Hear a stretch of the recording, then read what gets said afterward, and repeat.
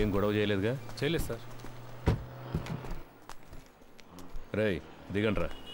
కేకే రండి.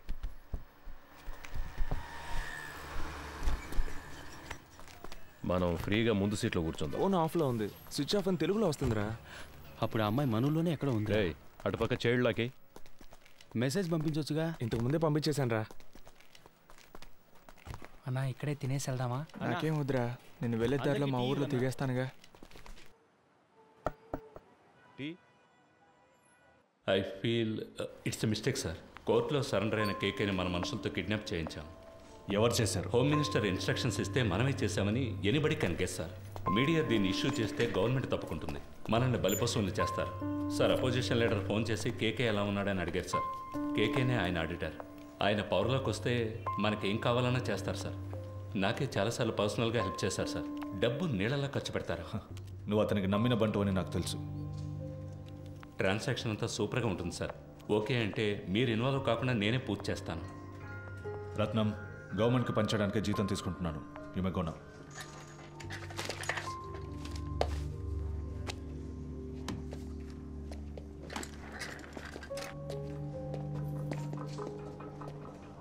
ఏంటి సార్ మాట్లాడారు? అర్థం చేసుకోవడం లేదు. అపోజిషన్ పార్టీయే పవర్లోకి వస్తుందని మనమే రిపోర్ట్స్ ఇచ్చాం. వాళ్ళకి ఫేవర్గా ఉంటే మంచిదని చెప్పు.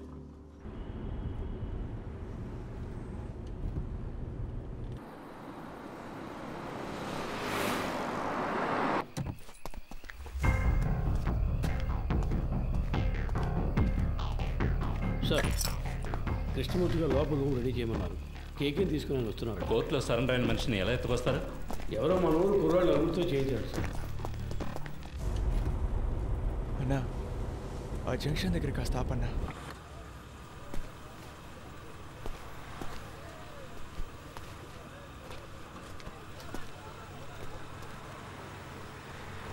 అన్నా వెళ్ళొస్తానా? సరేరా, ఇంటికి వెళ్ళి ఫోన్. అలాగేనా, జాగ్రత్తగా వెళ్ళండి. ఫోన్ చేస్తాను. మర్చిపోకుండా ఫోన్ చేయరా. అలాగే, ఇంటికి వెళ్ళి ఫోన్ చేస్తాను.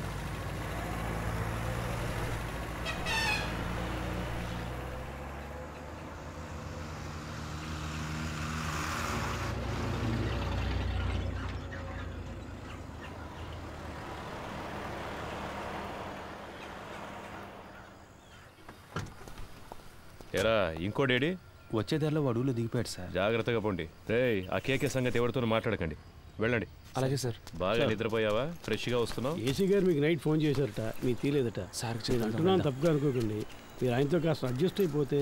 డ్యూటీ మాత్రం చేయవు. ముందా ఏసీకి పంపు కొట్టం మాని, అప్పుడే నీకు మంచి జరుగుతుంది. సార్ ఏంట్రా బయలుదేరండ్రా. ఇక మీదట బయట ఊరికి వెళ్తే డబ్బులు మిగిలెట్టాలని పార్క్లోనో బస్టాండ్లోనో పడుకోకండి. ఎక్కడైనా రూమ్ తీసుకోండి.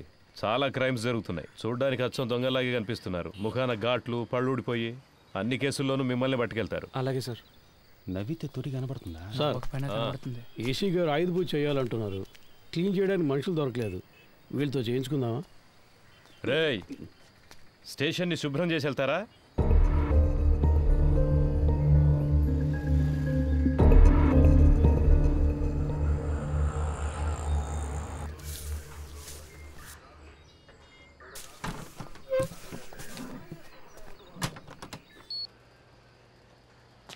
కూర్చోండి సార్.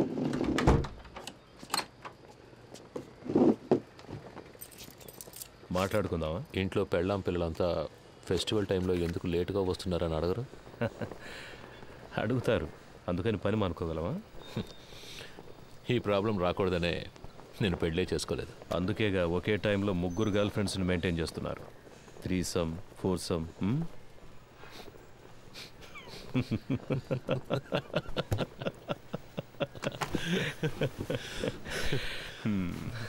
ఏం చేస్తున్నారు? గర్ల్ ఫ్రెండ్స్ గురించి తెలుసు, నా పనేంటో తెలీదా? ఏంటి మిస్టర్ కృష్ణమూర్తి? మీరు మూడితేనే పిలవచ్చు. అన్నిట్లోనూ మీరే నాకంటే పెద్దవారు. మీరే నన్ను కస్టడీలోకి తీసుకున్నారు, మీరే పెద్దోళ్ళు. అలాంటిదేం లేదు, నేను సాదాసీదా ఇన్స్పెక్టర్ని. మీరంటే మీరు మాత్రమే కాదు, ఈ సిస్టమ్ చాలా పెద్దది. మనం ఒట్టి పాన్సే. ఇప్పుడు మన మధ్య ఒక గేమ్ స్టార్ట్ అయింది. ఇది ఎవరి కోసం ప్రారంభించిన గేమో నాకు తెలుసు. మీరు నన్ను అడ్డుపెట్టుకుని ఆయన పట్టుకోలేరు. ట్రై చేయండి. సార్, నిన్న మీరంతా హార్ష్గా మాట్లాడిన తర్వాత ఇక మీతో ఈ కేసు గురించి మాట్లాడడం కుదరదు అనుకున్నాను. ఇప్పుడు మీరే కాల్ చేసి వాళ్ళని మాట్లాడడానికి రమ్మన్నందుకు చాలా థ్యాంక్స్ సార్. మాట్లాడడంలో తప్పేం లేదుగా. అఫ్కోర్స్ ఆఫీస్లో ఇవన్నీ మాట్లాడుకోలేం, అందుకే వాళ్ళని ఇక్కడికి రప్పించమన్నాను. All said I'm none, they are part of the system. Sir Rohan, నువ్వు బయలుదేరు. Let me introduce you sir. వాళ్ళకి నేను తెలుసుగా. తెలుసు సార్. నేను మాట్లాడుకుంటాను, నువ్వు దీని గురించి ఇంకెవరితో మాట్లాడద్దు. Okay sir.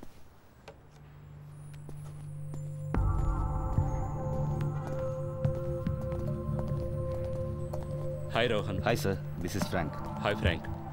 అన్నీ మాట్లాడారా? అన్నీ మాట్లాడాను. దేనికి వరే కాకండి, వెళ్ళి మీట్ అవ్వండి. Yeah. వెళ్ళండి.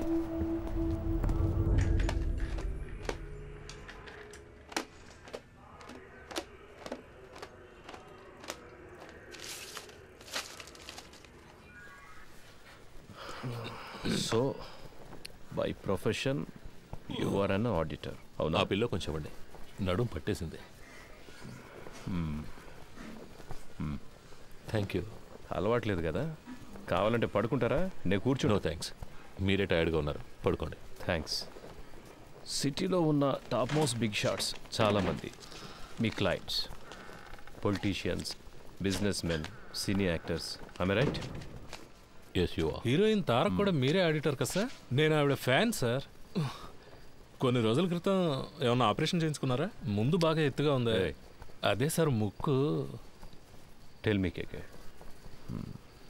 మీకంటే ఎఫిషియెంట్ అయిన ఎస్టాబ్లిష్ అయిన ఆడిటర్స్ కంటే మీ దగ్గర డబ్బు ఎక్కువ ఉంది. ఎలా? See, money is something that will not be there with everybody. మనందరం ఒక్కసారైనా ఆలోచించుంటాం, ఇంత సంపాదిస్తున్నాం అయినా మన చేతిలో డబ్బులు లేవే అని. I'm right? నాకైతే ఎప్పుడు అలాగే ఉంటుంది సార్. ఇప్పుడు మీ దగ్గర చాలా డబ్బులు ఉన్నప్పుడు ఏదో తెలియని, బయటికి చెప్పుకోలేని ఏదో భయమో గిల్టో ఉంటుంది కదా? ఉంటుంది సార్. మీకు?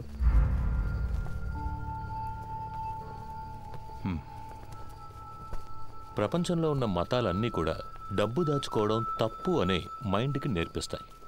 అందులోనూ మనలాంటి దేశంలో 30% జనం పేదరికంలో ఉన్నప్పుడు డబ్బున్నోడు ఓ దొంగలాగానో ఓ నేరస్తుడిలాగానో కనిపిస్తాడు. అది వాళ్ళకు మాత్రమే కాదు, వాడు తన గురించి అలాగే ఫీల్ అవుతాడు. ఆ ఫీలింగ్ కాస్త అన్బేరబుల్ అయ్యేటప్పుడు he chooses to lose his money. ఆ గిల్ట్ లేనివాడు, తన కష్టాన్ని గౌరవించేవాడు, డబ్బులు దాచుకోవడం సిగ్గుపడే విషయం కాదు, it's a token of appreciation అని తెలిసిన వాడి దగ్గరికే డబ్బులు వచ్చి చేరతాయి. దాన్ని గిల్టీగా దాచిపెట్టుకోకూడదు, డబ్బుని సెలబ్రేట్ చేయాలి. ఎలా? పార్టీలనే పేరు మీద మీరు చేస్తుంటారే అలాంటి సెలబ్రేషన్సా?